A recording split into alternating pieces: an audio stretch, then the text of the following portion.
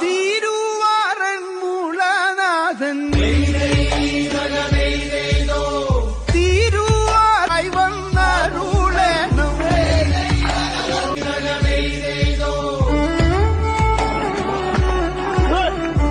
ഈ പരിസര പ്രദേശം മുഴുവൻ പമ്പാ നദിയുടെ തീരപ്രദേശങ്ങളിൽ കഴിയുന്ന ഗ്രാമവാസികളെല്ലാത്തിലും ഇന്നൊരു ഉത്സവ പ്രതീതിയിലാണ്. സാംസ്കാരിക പൈതൃകത്തെ ഉയർത്തിപ്പിടിച്ചുകൊണ്ട് നാടിന്റെ നാനാഭാഗങ്ങളിൽ നിന്നും ആറന്മുളയിൽ ഒട്ടേറെ ഭക്തജനങ്ങൾ എത്തിച്ചേരും. ഒരു ഊണ് എന്നുള്ള നിലയ്ക്കല്ല ജനങ്ങൾ ഇതിനെ കാണുന്നു.